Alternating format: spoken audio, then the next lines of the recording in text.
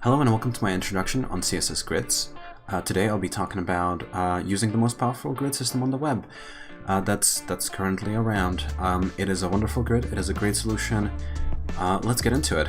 Just as a disclaimer, at the end of this video you should be able to create a basic website layout, one that is most commonly seen out in the wild, and have a good base knowledge to really expand on what the grid can do for you. I found that I don't use many properties over beyond what I'm gonna go over. So I don't know, let's get started. So display grid. So what is a grid? It's a new solution to creating grids that has evolved over time. When CSS Grid came out, I was surprised because Flexbox just came out very recently, and I felt like Flexbox was a very powerful solution. Upon reading the history of Grid, I found out that it has been a solution that's been in works since CSS came about. There has always been a limitation for what you can do on the web. Grids are very standard in the printing industry, being able to, in the printing industry, in the print. But in web design, they have been kind of a pain in the ass. In web development, they've been a huge pain in the ass. So today we're going to go over how powerful this is. It is an easy syntax for most grid problems, and I think that's the power of it. We've gone from frames to tables to floats, inline blocks, and Flexbox. All these solutions that have, I would say, almost a little bit of a difficult, mangled syntax for creating grids. Floats, you have to clear them, and then they don't stretch out correctly, or they don't fill out the space correctly. Then you have tables, then you have to deal with the fact that it's supposed to, that has the property display table. And then you have inline blocks, and they have their own problems. And Flexbox, I would say, doesn't have that many problems, but it is a very confusing syntax. The cool thing about CSS Grid is that you can do not only vertical or horizontal grids, right? Like you can do with Flex or other solutions. You can do both at the same time. So you're able to define, how the children of the grid container align, not just side by side, but up and down at the same time. You can also do content positioning with grid, which is like, start and top, bottom, so on, just like with Flexbox. So what is the difference between grid and Flexbox? And you might be, arriving here on this video thinking to yourself, why am I learning about CSS Grid? Like I said, Flexbox has been around. Flexbox is around right now. Bootstrap 4 just released. Oh god, this is gonna date this video, but Bootstrap 4 got released and it uses Flexbox, and it's this amazing, great solution. Well, the difference is mostly syntax, at least in my opinion. The huge thing with Grid is that the syntax is super, super easy. It's amazingly easy. Like, I think that after step 1, you're gonna understand how to build out the entire system without having to really learn anything beyond step 1 of this video. But also Grid does 2D, Flex does 1D. And what that means, it might be a little bit confusing to you, and you might be thinking, what do you really mean by that? I'll show you. So let's go over a basic grid. Basic grid is all you'll really need for 90% of your solutions. A basic grid, we're gonna go over how to stack things horizontally in a row, vertically in a column, and how to use a new unit of measurement called FR, or fraction, to specify ratios between columns or between rows.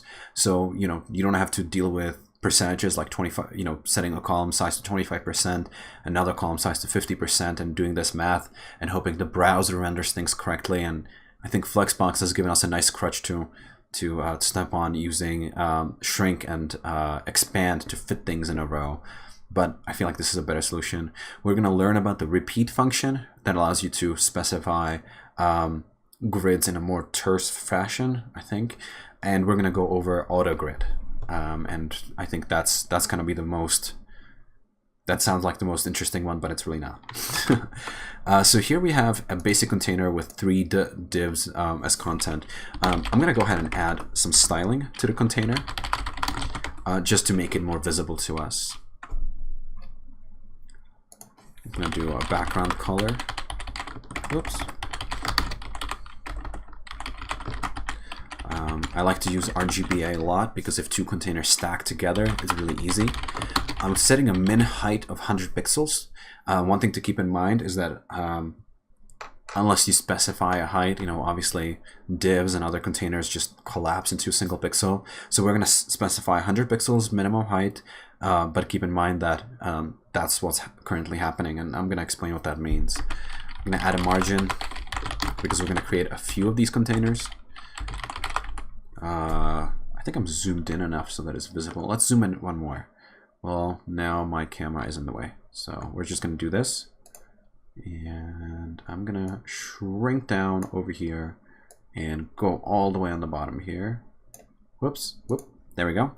And it's a little bit visible, better visible. All right, so margin bottom, 10 pixels, padding, 10 pixels. And we're going to do display grid. Display grid is exactly, you know, it does exactly what you expect it to. It sets up that was weird. It makes sure that these children of the container follow the grid, the rules of a grid. So we'll do .content. We're going to make each one of these like a rouge color. Well, again, this is just for visibility purposes. It has nothing to do with the grid. Solid RGBA 25. Okay, cool. So by default, your divs will display how you expect them to. They're gonna, well, actually, no, not how you expect them to. They're gonna try to fill up the space. Oh, well, let's try this. Yeah. So what they're gonna do is by default create a row where each element takes up a certain size. Basically, right now, the way it's calculated is that however many content pieces there are, that area gets split between them evenly. So this is the automatic behavior of a grid, is to create a vertical grid where the elements take up an equal amount of space to fill up the entire container. If we switch the minimum height to 200 pixels, we're gonna see the same deal. So let's go back to 100 pixels and let's work our magic. We're gonna create a horizontal grid first. I'm gonna create it as a separate class so that basically just for fun. The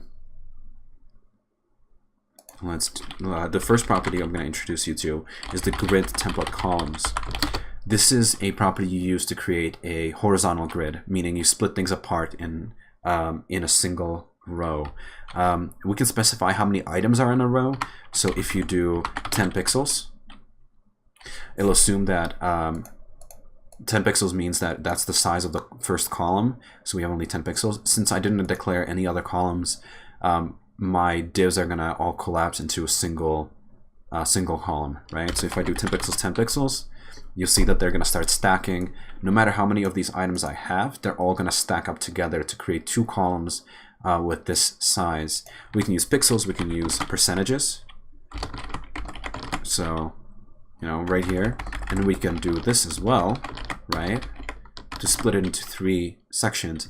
But see, this is what I'm talking about. When you use percent, it's not exactly right. And then it's 0.3.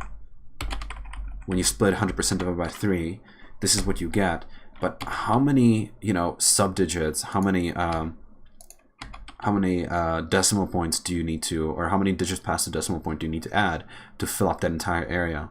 This is why we have the fraction unit. So a fraction unit is basically the idea that I specify ratios. This is a 1-to-1-to-1 ratio, meaning we have 3 columns that are exactly the same size. I can create a 1-to-2-to-1 ratio, means that this is 1/4 of the entire area, this is 1/4 of the entire area, and this is 2/4 of the entire area. And that's how the grid template columns work. And this is great. This works really well for like a main content and a sidebar layout, right? So you might have something like 1 FR for sidebar and 3 FR for main content. Doesn't work if you have 3 items, obviously. But if you have 2 items, this is starting to look a little bit like the layout you might want for your website. So let's go back to this. I'm going to go ahead and do the 1-to-1 layout because I like that. And we're going to go and build a second grid. Let me go ahead and put a heading here so that it's easy to understand where we're at. And this is going to be a vertical grid. And I'm going to do a horizontal grid here so that we know what happened here. Horizontal grid. I'm really glad I moved my picture onto the bottom right because now you can see the entire grid. So let's go ahead and switch this. Now, when you do a vertical grid, it's exactly the same rules, except, and I'm going to show you the exception. It's the same deal. You know, I can do 10 pixels, 30 pixels, 30 pixels, right? I can do this. This is great. I can do percentages, I can do fraction, and because I had that minimum height of 100 pixels, this is only 100 pixels. I would really need some content here to be able to show you, you know, what happens, that, you know, the calculations take into account the size of the content, how much a content container stretches, and stretch the other ones accordingly based on that fractional unit. Because if I had some content in here that stretched this beyond 100 pixels, let's say to 200 pixels, the ratios would readjust to make sure that, you know, whatever is 1FR is 1FR. There we go. We already see that it's much bigger now. And that's basically what happens. Now here's a thing that was a huge gotcha for me the first time. What happens if you have 4 items? You know, do they stack into columns? No, they don't. They collapse. They fill in the minimum amount of height they need to satisfy the content inside. There. And you can't stretch those in any way beyond just adding content. So this is we have the fractional unit, we have this. So what we can do is, you see how this is 3 of the same exact ratios? What we can do is use a function called repeat. So we'll do one repeat fr3. And what that does is say repeat this number 3 times to give you basically that 1FR, 1FR, 1FR ratio. If we do 4 of these, we'll see that the last container finally caught up and has a size. We can do 5, we can do 10. Let's say you have 10 articles on a single page, and you see I did 10 of these, and it's not harmless. It really creates space for 10 of these containers, or sorry, 10 of these divs, even if I only have 4 of them on a page currently. This is really great for, let's say you have article postings on a blog post, and you have 10 articles at a time. You just do this, and even on that last page that doesn't exactly have 10 posts on it, it has like 4 or 5, it will align correctly how we expect it to. Let's go back to the presentation. So we went over horizontal, vertical, FR, and repeat. Let's go put these grids together and see what that looks like. So we're going to create a 2D grid. And we're going to call it container full grid. And we're going to create 6 items. Oops, why am I doing it here? We're going to just get these 3.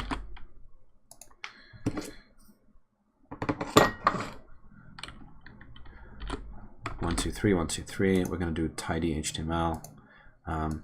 Let's put this back to 3 up here, I think. Yeah, all right. Or 4, all right. So let's create a full grid. As you can see, automatically, Grid tries to split that area apart between all of those items. So we're going to do a full grid.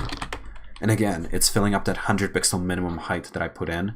If there was content in any of these items, things would look a little bit different. Let's go ahead and create grid template columns. Template columns. We're going to create 3 of them at a time. So we'll use our new syntax of 3, 1FR. And you know, imagine this might be like a Pinterest style layout. We're going to create actually 7 of these just to do a demonstration.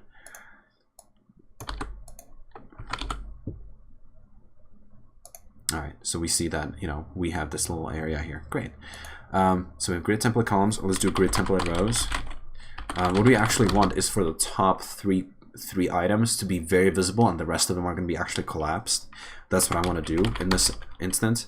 So I'll do 2FR, 1FR, 1FR, and we have a sample 2-dimensional grid.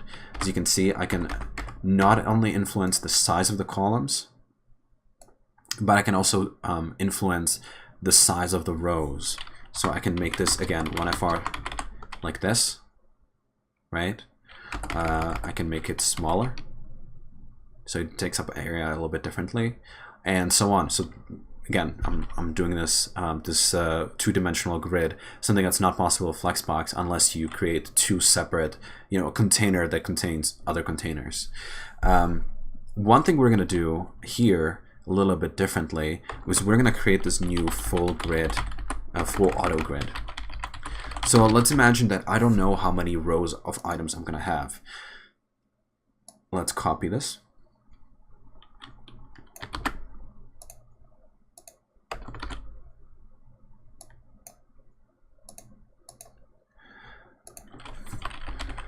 And we can scroll down a little bit. Whoa. Yeah, my picture's taken over again. I'm going to create this spacer here so we can scroll down a little bit more. Spacer's going to have like, well, that spacer, 500 pixels. Come on. It might be useful to say that it's 500 pixels of height. All right, so now we can finally scroll up here. We're going to call this a 2D auto grid. So what is an auto grid? Well, auto grid is not doing anything for us here. There we go. So I want to have these columns, right? This ratio of, I'm going to 2, 1. We're going to do 1, 1, 1. And what I want to do actually is create a row layout where no matter how many of these items I have, they're all going to follow the same rules, right? Instead of trying to, we're going to see these squish on the bottom. Well, I have invalid syntax, so that doesn't help. There we go. Come on. Full auto grid. There we go. Okay, so they're trying to all fill up that space evenly. And if I want to do this, where I have the template rows that follow a certain pattern, that the first row is a little bit larger, we're going to see one of them completely collapse. And that sucks. I don't want that. So what we can actually do is use an auto property. An auto property basically says, follow this pattern for all of the rows until infinity.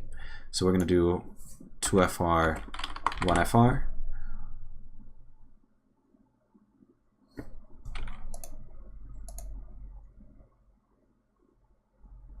Whoops, doing the wrong thing. Let's see. Oh, yeah, there we go. So I'm actually going to specify a pixel value because I don't want them to be even. So I'm going to say 100 pixels, 40 pixels. Oops, it only accepts one value. My bad. So that basically says that no matter how many rows I have, I want each row to be this size. When I do 1FR, that means that that's basically the default option, that it's going to fit as many rows as it can into that one space. Yeah, I was trying to do something that it doesn't do. And so, if you do 3FR, it doesn't do anything. That doesn't really, you do 3 fractions of what, right? So pixel value works really well. Cool.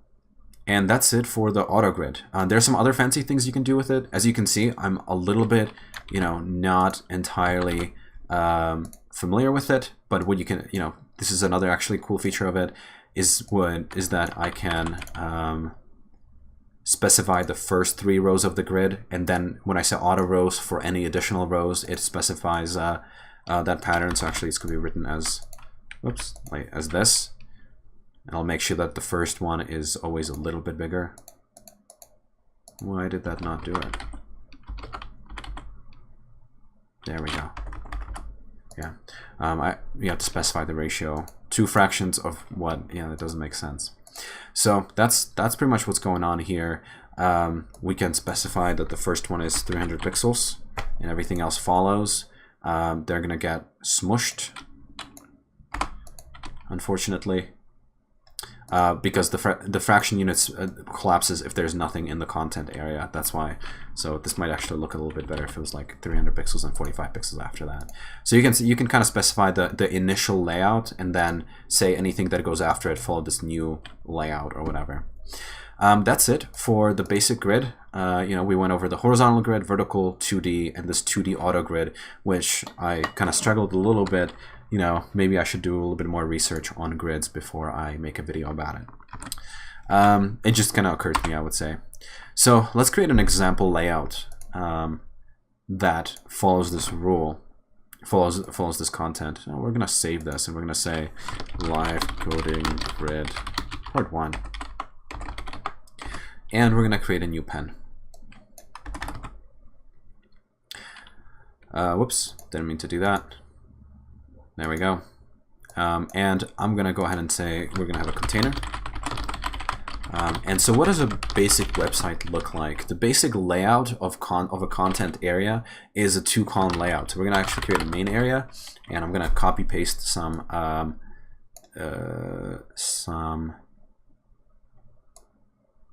code in there, some content. There we go. And we're going to have an SI, right? Like a sidebar. And I'm going to go ahead and copy paste that too. Don't want to spend extra time trying to remember, or trying to figure out, content. There we go. So, this is how it looks. We're going to do a grid, or we're going to do a display grid. We shouldn't see any difference. A little bit of a difference. And the next thing we're going to do is we're going to actually set up a max width, because hey, that's kind of fun. We're going to do 60%. We're going to do margin 0 auto. Nothing to do with grid. It's just, this is kind of what a website will look like. And now we have to stack the main content area next to the sidebar, that says tutorials. So how does that happen, right? So we have a display grid. We're going to do grid template columns. And we're going to say that the content should take up 3/4 of the area, and the sidebar should be 1/4. You know what? I don't like that. So I'm going to do 3:2. That's a nice ratio. But how about a 2:1? And 2:1 looks the best to me. And so this is a basic layout, right? This is how the content area looks like on most websites. And this is usually what you have to solve for using a grid system, right? That you just want to align that sidebar to the content area.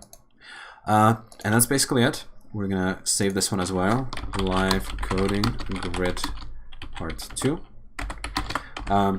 As you can see, like it takes 2 lines of code to create that grid, which is amazing. No more floats, no more display inline block, vertical alignment, no more Flexbox. Just a very easy thing. And like you can really see that it's easy to mess with these ratios and figure out what works the best. The 3:2 looks the best. I'm gonna take that back. We're gonna make this a little bit bigger. And if I was using media queries, which I'm not going to use right now, it'd be pretty easy for me to overwrite this and write grid template columns, 1FR, which would make them stack on top of each other. Let's go to part 3. So grid areas. This is by far the coolest freaking thing that CSS Grid does. It's grid areas. It felt so wrong when I started using it.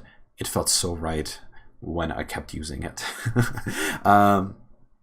It's a way to name grid sections. So, just naturally speaking, we had the main content area and we had a sidebar. And those could be named areas.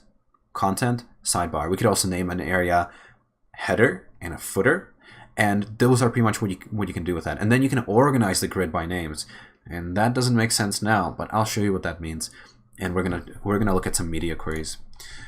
So we have this grid. Let's create a new pen. Wait, save it. I don't know why it does that little flicker. It's weird. And we're gonna look at the grid. Yeah, we're gonna look at the grid areas. What I'm gonna do is actually build out an entire website layout again. We're gonna do div container.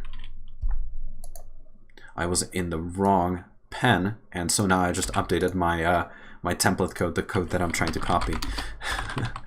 We're gonna do a container, and we're gonna do exactly what I said. We're gonna do a div class header, right? We have a header, and I'm gonna I don't want to do any fancy HTML, so we're gonna actually just create a navbar that looks like this. I know, it looks bad.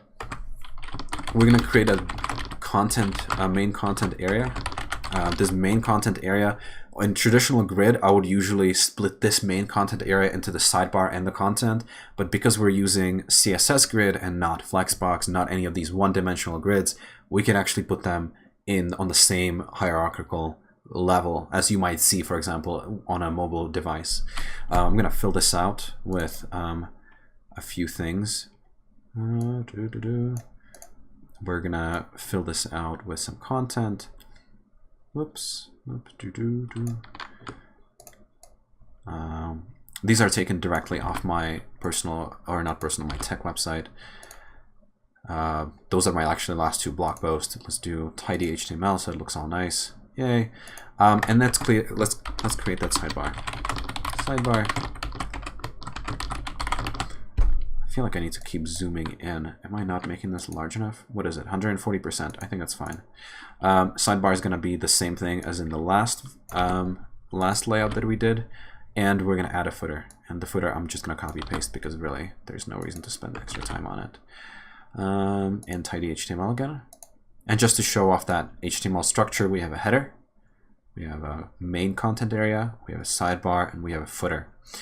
And nothing fancy. The HTML looks as it would for any other grid system or whatever solution, whatever you might be doing. Because this is a website, we have to, with a full, sized website. We're going to go ahead and add a little bit of a reset. We're going to set the HTML and body to 100%. That means, in case you don't know, HTML actually defaults to however big the content is. So if your content doesn't take up the entire page area, it's going to kind of collapse, and we want it to be full height. We're gonna center our content just like we did in the last one. We're gonna do a width of 70%. I think that was better. My original one I had 60%. We're gonna make that height 100% to fill up that screen. We're gonna do that margin 0 auto to center it. And you could center using grid. I don't know exactly how. I didn't look it up. That will be probably one of my future videos. Then we do a display grid. You can already see the display grid took all those areas and allotted them space and kind of split things apart. If I was to colorize these, you might see that div background color, that RGBA 0.3, that border pixels. Whoops. And it's not 0, 0, it's 255. No, this is solid, right? All right, so you can see that the grid filled up the entire area of that container. We're not going to use this colorizing anymore because I'm not a fan. So the next thing we're going to do is actually look at all those classes, all those sections. I will colorize this part just so it's really easy to see what different areas these grid sections or these grid areas take up. And we're going to name this the header grid area. You can see that something wrong happened, and we're going to fix that. When you use grid areas, you have to use when you name one of these child divs with a grid area name, you have to use the grid. What is it called? Grid template area on the parent, and I'll show you what that looks like.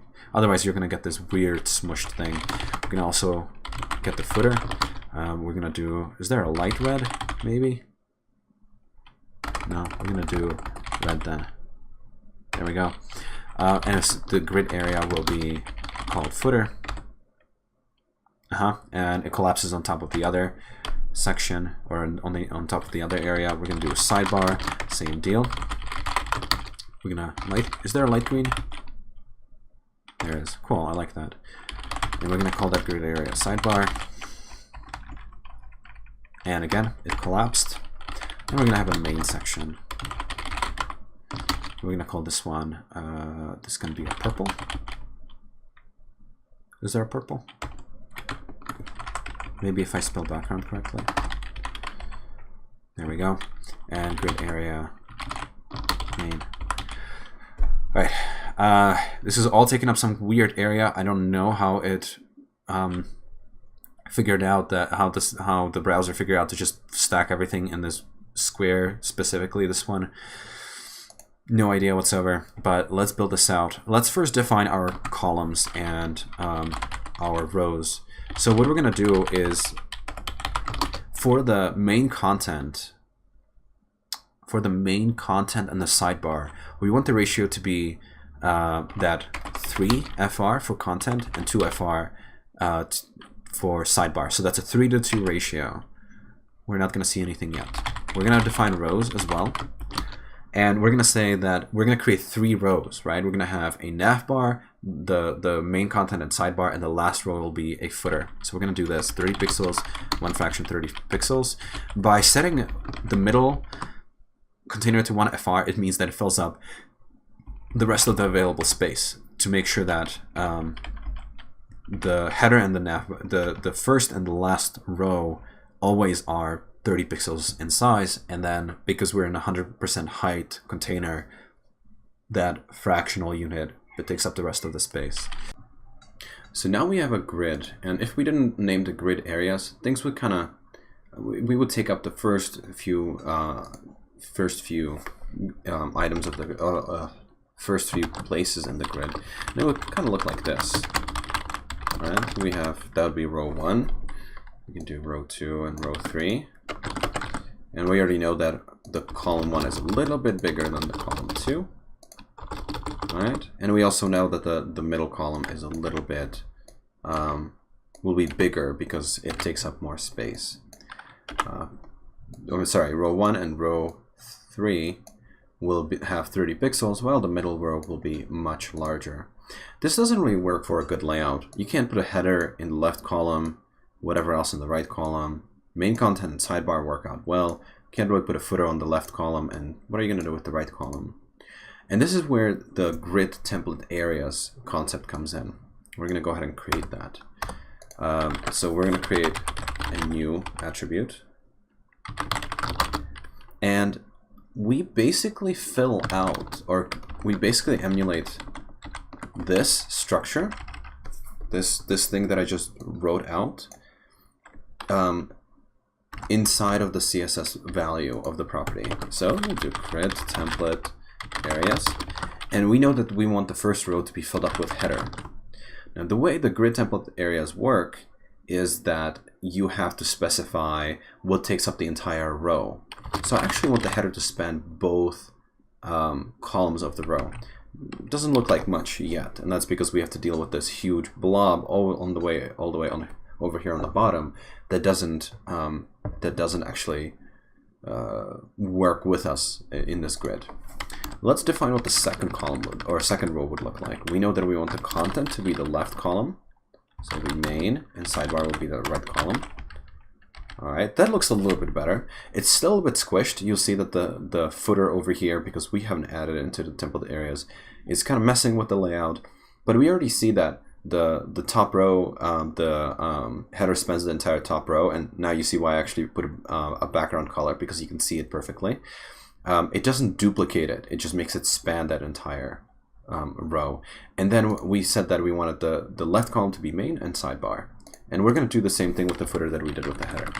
I think this is the most amazing part of CSS Grid. I've talked about many amazing parts, but I'm literally writing out how I want that grid to look like without any fancy things, without any fancy numbering, spans, any of this stuff. I don't need any of it because I can just do this. And we have an entire layout, and I'm pretty happy with that. What's cool is that we can also change the layout. Basically what we can do is we can span any of these grid areas across almost any number of the grid sections, but they have to be continuous or contiguous, I guess, and they have to face one direction. So you can actually have a column-based one. So if we do main, you'll see that it pushes the header to the right, right? We can do the same thing with the header. Yeah, and now we're missing an area where to put the sidebar, which is messing with the layout. So I'll actually just stick the sidebar to the right. And as you can see, I can actually reorder all of the grid areas however I want to. So let's go back to our original layout that looks all nice and stuff. And I'm gonna go ahead and put the footer on top because I feel like it. Whoa. No. Alright. Well, I'm having trouble here. And you can see I have too many items in the layout now. We didn't define that last row, so it's basically creating an issue. But there we go. So I was able to reorder it a little bit. We have the footer and the header. Yeah, you can mess around with it. You can really mess around with it. Let's put the footer back where it's supposed to be. And what I'm gonna do now is keep messing up the Control-C, Control-V. There we go. And put this on top. And we can actually change the layout using media queries and other indicators. So let's go ahead and do that. I'm gonna create a media only screen and max width 500 pixels. And we'll do that container. And we're gonna actually rewrite the entire grid. I want there to be only a single column that spans the entire width, right? And we're gonna say that the width is gonna be 100% actually at this point. Whoops, I misspelled template. And we'll do grid template rows. We're going to do 30 pixels. We're going to repeat one FR twice, 30 pixels. Actually, we'll see if I like that. I don't know if I'm a huge fan of that. And I keep misspelling template. And not only in this video, but in real life too. And we're going to change the grid template areas. We want the header.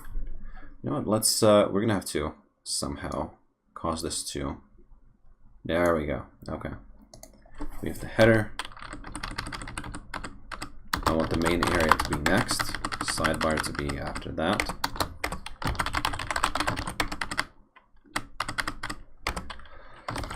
Footer. So what does this look like? Perfect. Yeah, so we have 30 pixels on top, 30 pixels on bottom, and we kind of auto size the content and the sidebar. And so you're able to rewrite the entire grid to fit whatever media query, you know, and it'll look nice this way, and then it'll look nice this way too. I actually wonder if you can animate that. I don't know, I haven't tried that. But that's it for this section. So we're gonna go ahead and just name this live coding. What did I name the last ones? I don't actually remember, so I'm gonna look it up real quick because I want to link specifically to these rather than the ones that I've written out, since these are actually accurate to what I'm showing you all. I use slightly different colors for some of the other, for my own coding exercises. So what did I call it? Live coding grid part 3. Grid part 3. All right. So what's next? By this point, you're able to create grid areas, you know, in a custom fashion with, you know, specifying your own grid columns and grid rows. You should be able to use grid areas to create more advanced layouts. And I think this is basically a layout you'd see on majority of websites, having header, footer, content, sidebar, and you know, like I was saying, you can switch things around pretty easily as well. You know, you can do 2, 3, and sidebar main if you want to switch the layout around. But anyway, like those are the basics of the layout, and you don't really need to go much further beyond that. And you can end the video now if you want to. But we have one more property we're going to look at: grid gutters, or gaps, I guess they call them. Grid gutters create areas between, or create space between grid gaps. Sorry, create space between grid areas or grid sections.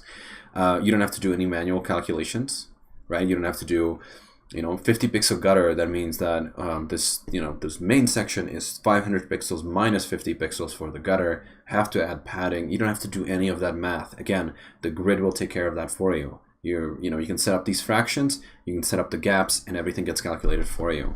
You can also set up gaps that happen between columns and between rows.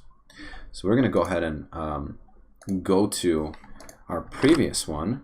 We're going to fork this. I'm hoping this is a fork. There's no indication that it's a fork. We're going to call it part 4. And we're just going to add, our grid gaps. And this is pretty simple. We can do a grid column gap, and this will work really well because it'll create a gap between these two elements. I'm going to change that back. I like having that sidebar on the right. Like, that's just, yeah. And we're going to create that column, and we're going to make it 15 pixels. And bam, you got it. You already have it. And then I want to create a grid row gap, which will be a gap between all the rows, and we're going to call it 10 pixels. And so you have a little bit of a better layout here. And I'm really happy with this here. I like the way this looks. And that's pretty much it. I'm going to do one more thing just to make this a little bit nicer. I'm going to fork this one more time, and this is not part of the project. This is just a little bit, a little bit of a demonstration here. By the way, this also works in the media query world or in the mobile view. I'm going to go ahead and remove the background colors so you can kind of get a better idea of what this layout looks like without the visualizations. Yeah, that's a little bit better. There. Cool.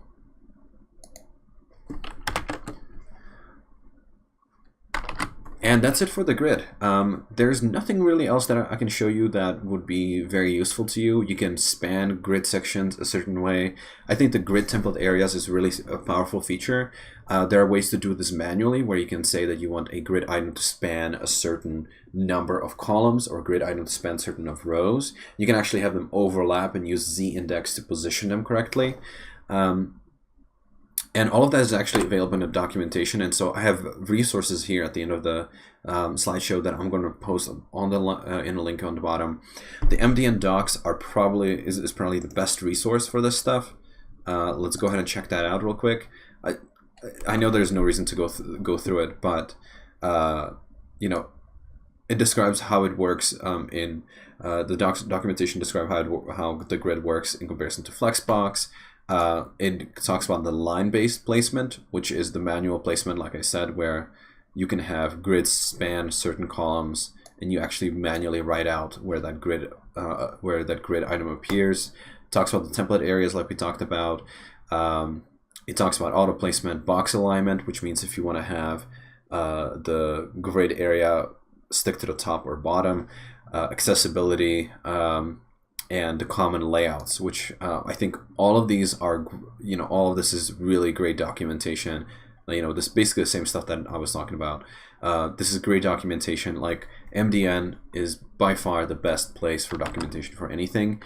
And I feel like they also write documentation in such a way that it's easy to use it as a tutorial.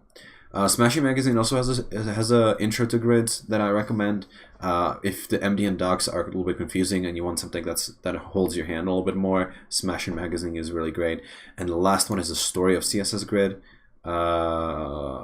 which I just let me open that in a new tab, and we're gonna stop here. And it's from a list apart, and it talks about the history of CSS Grid. I talked about, hey, it's a 1996 idea. It talks about the template layout module. It talks about how the grid thing went into, like, how that even happened. It talks about how there was a grid implementation in 2011 for Internet Explorer 10 already. I mean, this is 7 years ago. This is quite a long time ago. It talks about how the spec evolved. It's really a great resource. Like, I enjoy just reading it for fun. Yeah, thank you for watching the video. My goal is to create a few more grid videos. They're going to be much shorter, maybe 3 to 5 minutes, that tackle common layouts that you might want to create using grid, including like how to create a card, how to create a card-based layout, how to create the post titles for a blog website.